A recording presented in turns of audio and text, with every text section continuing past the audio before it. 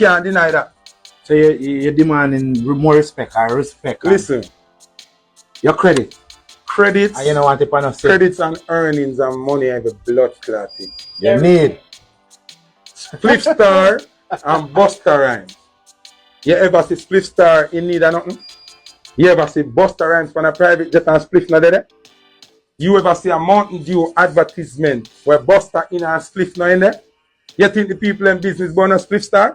But Busta business boss Spliff Star.